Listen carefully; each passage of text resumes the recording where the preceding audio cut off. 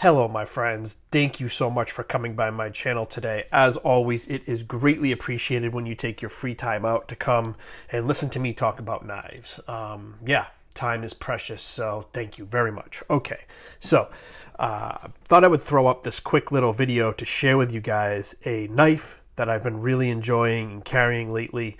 And yeah, I think it's really cool. It has some nice, rich history in it. So yeah, let's get into it. This is a little leather knife slip that I've used to carry it.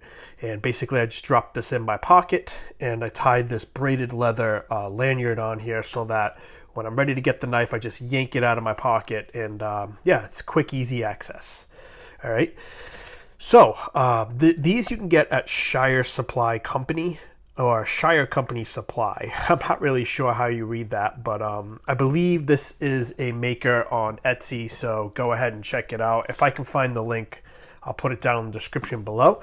Really nice slips, and it fits this knife perfectly. So what is the knife we have inside here? Today, we are looking at a really interesting, cool slip joint. This is what is known as a senator pattern knife. All right, so it's a type of slip joint. Pattern refers to its style, its shape, and its design. So these are known as senators. Now, as far as I know, let me put it over here a little. Just move the camera, get into the light a little bit. Okay. Now, as far as I know, sorry guys, I'm just kind of adjusting the camera here. Okay, as far as I know, the senator pattern, it's not really common in the United States at all. In fact, I think the only place you really find this pattern of slip joint is in England. So it's an English style of slip joint. And this one here was made in Sheffield, England by Wright and Sons. Now, Wright and Sons is an old Sheffield knife making company. It's been recently taken over by Ashley Harrison and his father. But I believe the company started in 1947, and they've been making knives in Sheffield for since then.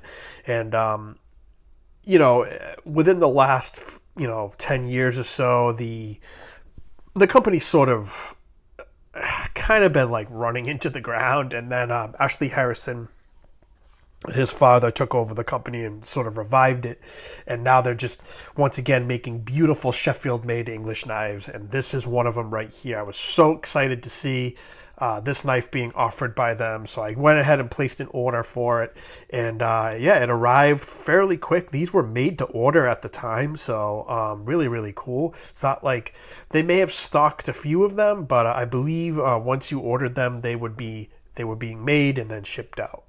And I'm not sure if these are available right now. They probably are, and I think I paid about $120 to get this shipped over to the United States from the UK. Okay, so awesome knife. Okay, so looking at the outside, what we have here is genuine stag. It's all hand cut, handmade, not handmade stag, but hand formed and cut. It's beautiful. Just look at that. Look at that scale. It's got like that nice burning on it. It's just absolutely beautiful. It's very, very well done, and it's just, I'm not usually a big fan of stag.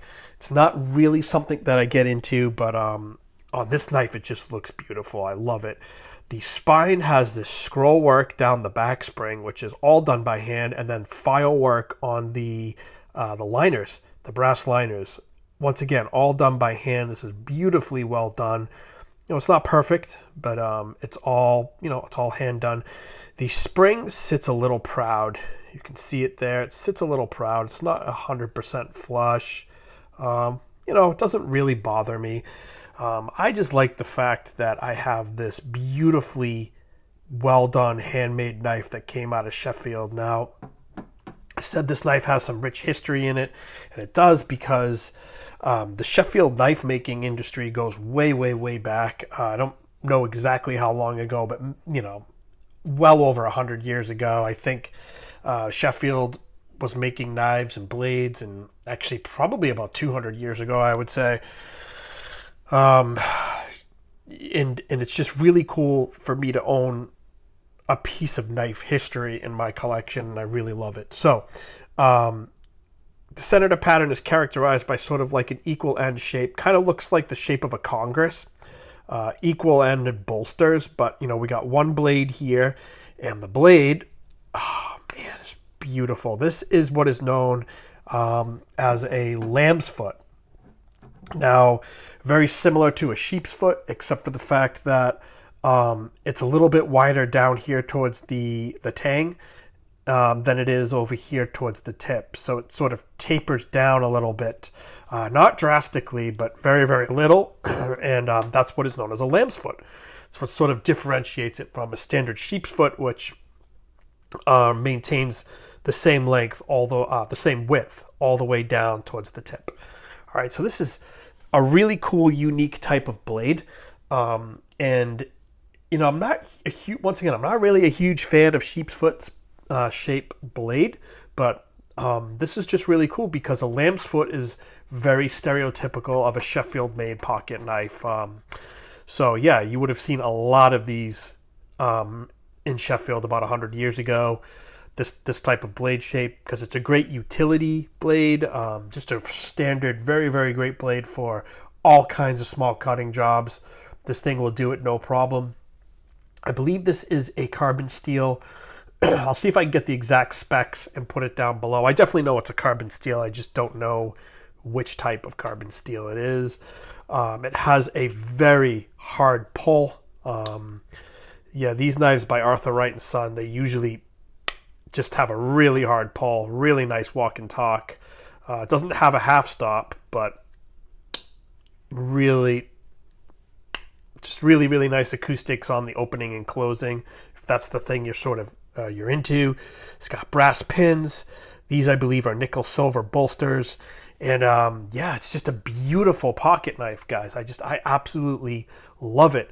It came with a decent edge, but it wasn't really too sharp. All I did was a few strokes on a Fulniven DC4 sharpening stone, and this thing is like really sharp. I stropped it up a little bit, and yeah, it's great. Edge grind is not perfect. There's some sort of inconsistencies in it, but you know what? I can end up fixing that on my work sharp when I get a chance. But as of right now, it's perfect. I don't really need to mess with it.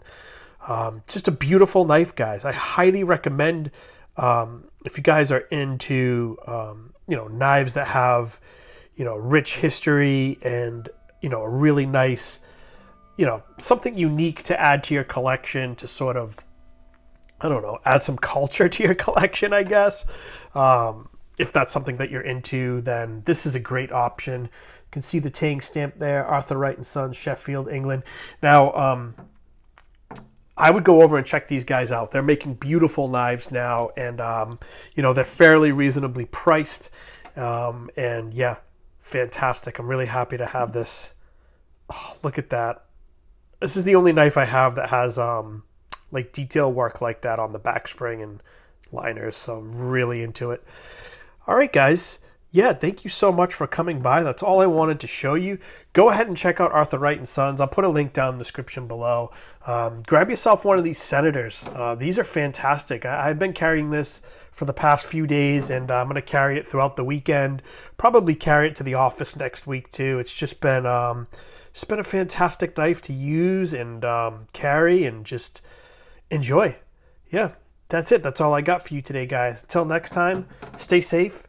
Enjoy this hobby, and I'm going to be trying to upload a video tonight, another one, where I'm going to do an unboxing. All right, thanks a lot, guys. Have a great day. Bye.